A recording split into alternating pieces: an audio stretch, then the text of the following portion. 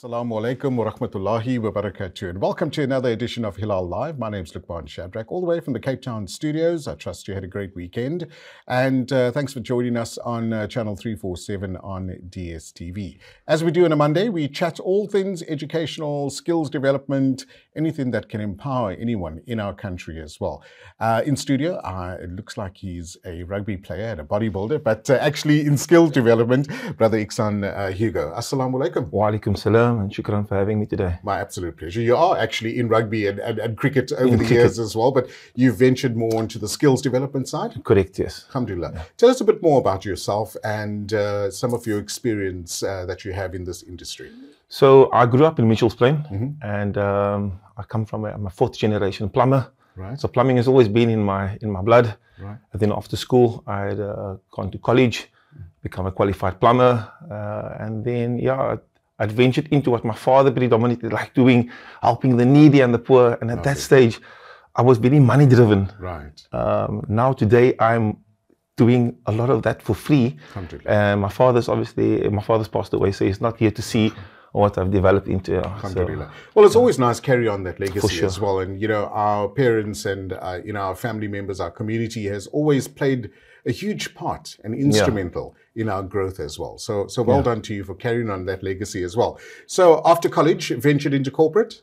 Yes, that's correct. I work for Lixel Africa. It's a giant manufacturer in South Africa. A global manufacturer for that matter. I'm a product trainer. I get to travel the globe, teaching people about plumbing. How crazy that is. I sometimes wonder about growing up in Mitchell's Plain, looking at the aeroplanes flying over our houses, and I've never thought that I'd be living in one of those tubes on a weekly basis. But alhamdulillah, I've been very blessed, and I try to share as much of my knowledge as I can with anyone who's willing to listen. And I would imagine the industry of plumbing has progressed over the years as well, and that includes products as well. So is that what you mostly focus on?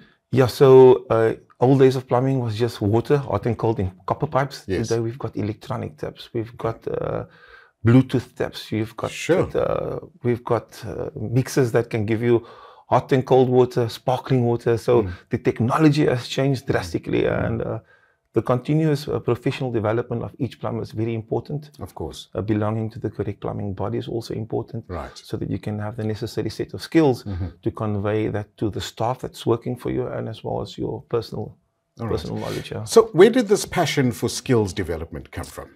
So 2009, I had a very bad year. I had lost my business, and when you find yourself in a negative spot, you tend to pray a lot, and you're not supposed to be bargaining with your creator. I did though, and in my bargaining, I said, "Ya Allah, if you grant me this, I'll do this." You know, the good old fashioned, "Do this for me, I'll do this." A lot of people don't fulfill what they say they're going to do, and I said that I would offer my Saturdays every Saturday. And alhamdulillah, I have not missed a single Saturday. And that is where my passion started, helping. And started off with just doing a single tap, replacing a tap washer. And it has exploded into a full-on maintenance plumbing course. Alhamdulillah, it is 2009 makes it, almost 13 years. 13 years, yeah. Alhamdulillah. So it's been a long way. I've engaged with more than 9,000, 8,000 people. Alhamdulillah. And when it started off, I was aiming at helping women that was in relationships where they were being abused. Women that is obviously dependent on the abuser's financial support. So the idea behind the skills development was to empower them and give them an avenue to move out of that relationship. But as time had progressed, youth, males, our seniors had also come and said, "Guys, you can't just keep it to the ladies. You got to open it to everyone else." And I did.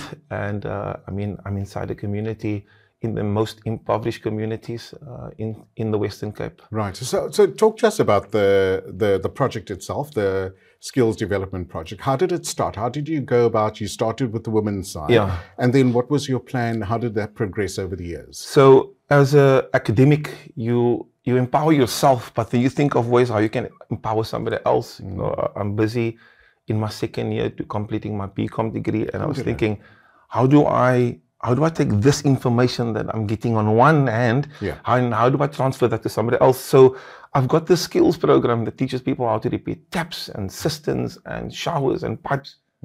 But then you look at your community and go like, oh, we've got good plumbers, we've got good builders, good carpenters, but there's a lot of them that are poor businessmen. Of course. So how do you incorporate the entrepreneurship? And one of the questions that I ask in my workshop is, what is an entrepreneur? And you always get the same answer: somebody that buys and sells something. Right. An entrepreneur is somebody that maximizes minimum resources and get the maximum result. And we started off with this, with a screw down tap, and then we've gone to the mixer and the elf system, that we've gone to a full-on 95-page document module book that we've got. And each attendee receives one of those booklets, and at the end of the 13-week course, they get a certificate. That's brilliant. Yeah. Have you taken on any partners? Have you, as corporates, come on board and said, listen, Igsaan, we've seen the wonderful work. We'd like to be part of these projects. So at this point, I'm getting support from my company, Lixel Africa. But as Seriti Skills Development, we've been doing it for the 13 years, but we are officially, this year I had registered the NPO. Okay, so wonderful. we fully registered this year. Congratulations. Shukran. And I'm hoping that I can get some support from corporates that can see the bigger picture in terms of the skills development, especially for our youth that's idle at this point in time. Absolutely. And you find people like yourself that is in a position to give that opportunity to people like me that can, and we appreciate that. And not everyone has got the academic capability of becoming an engineer or a doctor or a lawyer. We need plumbers, we need carpenters. And I find myself, in Zanzibar opening up a door, walking out onto the beach, and I go like, a plumber, this is what the plumber is doing.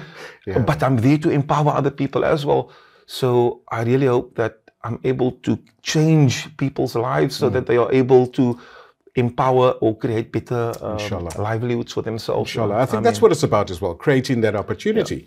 Has government come on board? Have they shown interest? I mean, are you looking at conversations in the future to try and bring them on board, tap into some of those CETA funding? Yes. We are in talks with government at this point in time. So our chairperson, Shafiqa Hugo, she is busy doing that conversations right now, but we don't want to jinx everything. It is a touch wood on that.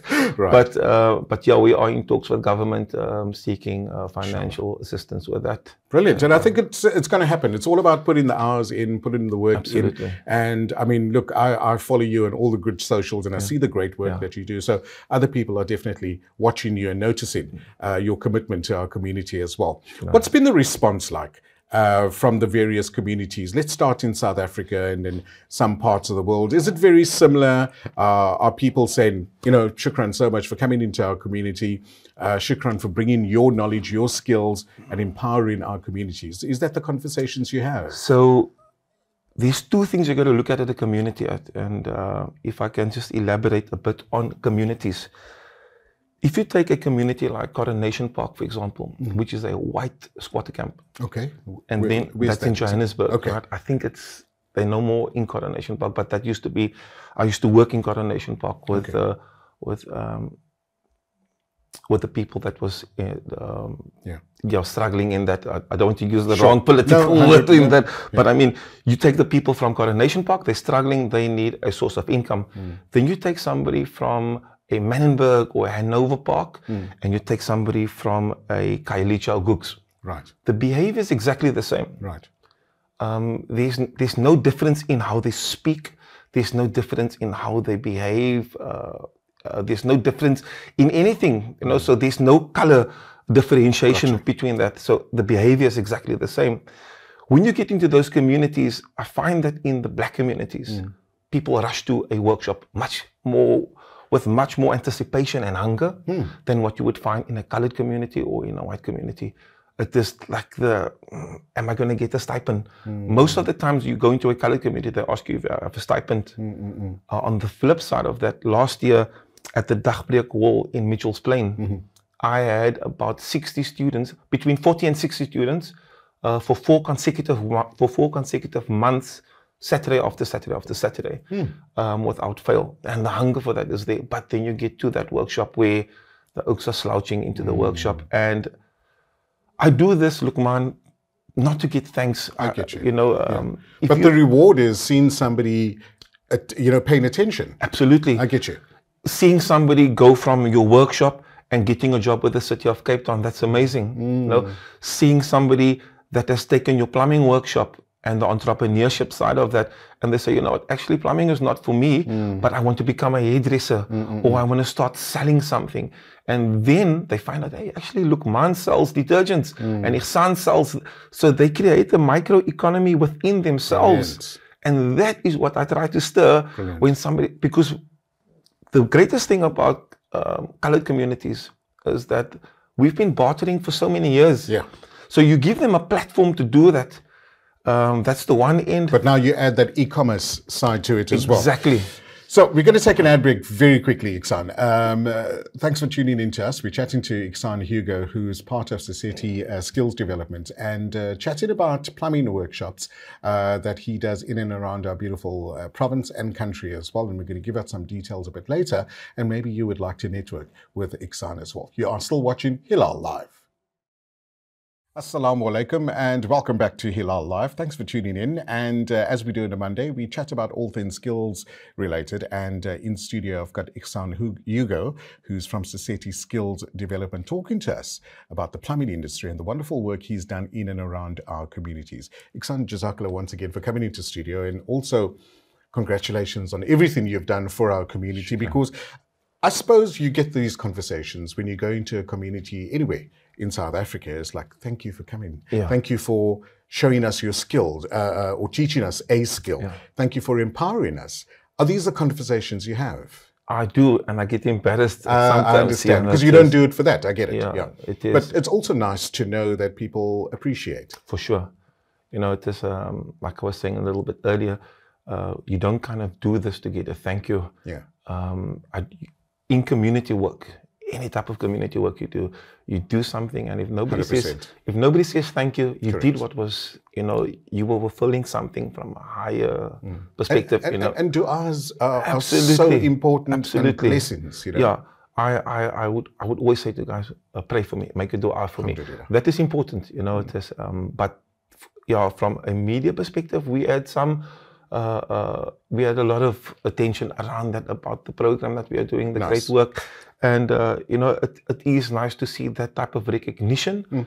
But very important to me is I make dua for two things a lot: to remain humble and for wisdom.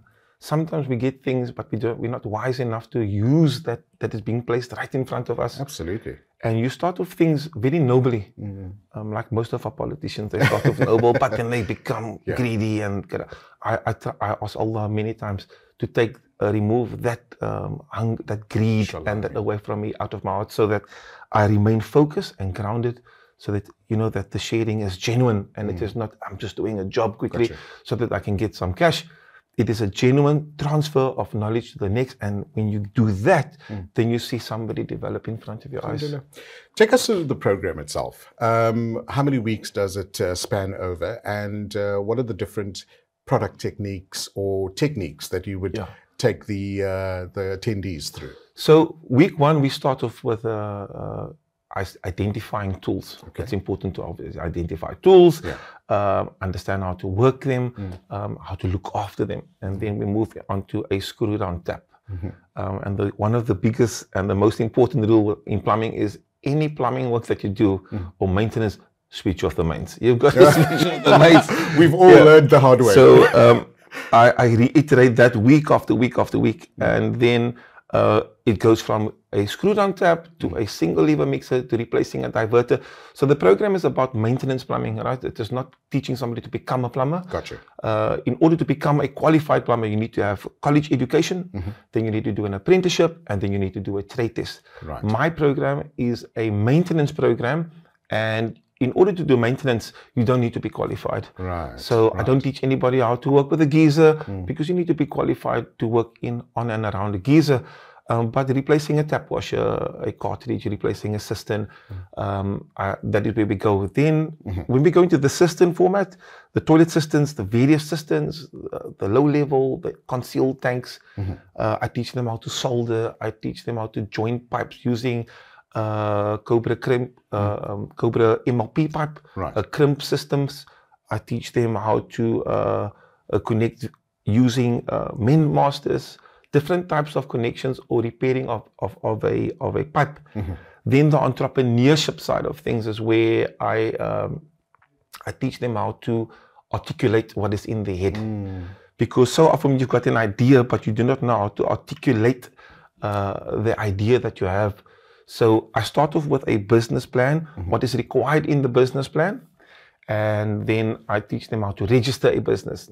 And then at the end of the workshop, week 12 is where we have individuals presenting to me their business plan. Now, your computer that you've got on the table over here, it's nice to do a PowerPoint on that, and we are all accustomed to the PowerPoints, but sometimes you might not have a computer.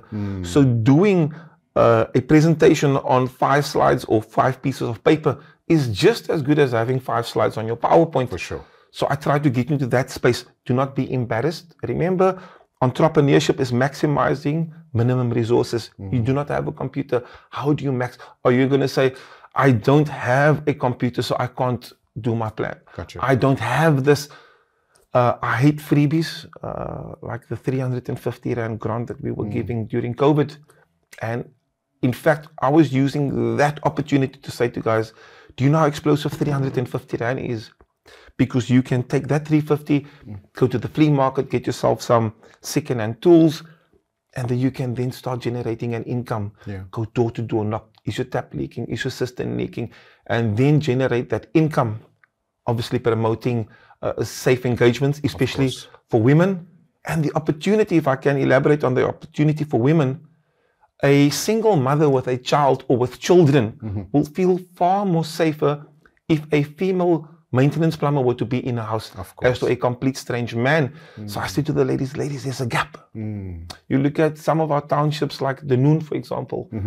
We're talking about entrepreneurship there, and I'm picking up that there's dirt everywhere, there's garbage bags.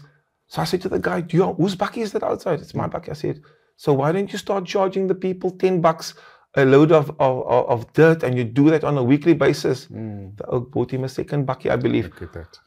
It is just, opportunity is right in front of us. All we need to do is just look at what the opportunity is. Don't make an excuse on that. And that is what my program is about. So over that 13 weeks, we speak about, it becomes I'm almost like a shrink, a psychologist as well, because they use that platform to speak about their problems at home as well.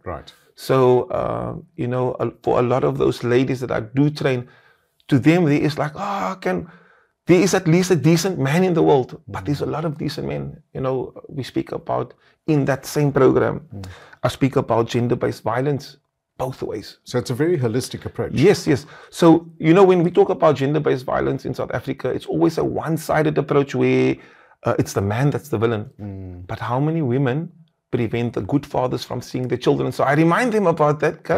There's good fathers that want to be part of their children's lives, that needs to teach them some quality male skills, but you're not allowing them in. So the program is a bit of this, a bit of that, but we're focusing obviously on the plumbing. And, you know, when they get to the power tool side of things, where they are using the drills, where they are soldering with the gas, with a torch, and with using the solder and the flux. The excitement and the buzz that is around in that workshop is just unbelievable. So what can we expect in the next couple of weeks? If you have any interesting programs, can people still join? You know, talk to us about that. Yeah, so the first big event for me for Seriti skills development this year would be Women's Day. So we are going to honor those ladies that has completed the workshop on the 9th of August at the Gerald's Wine Center. We've got 75 ladies that will be certified, that will be receiving the certification on of attendance on that particular day. We will be hosting them with some lunch and that. And then the week of the 12th, the next workshop starts at the Gerald's Wine Center in Cooklet. I'm completely set up there. And then on the 26th of June, which is not on Wednesday, Right. July. Sorry, July. Right. I'm stuck I know, in the June. months have gone so fast. So the 26th of July, I'll be starting a similar program at Westville Primary. Lovely. I attended the school many years ago. So that's like full circle, eh? Absolutely. Just going back to the school where everything started, the kid that never had enough. I grew up poor.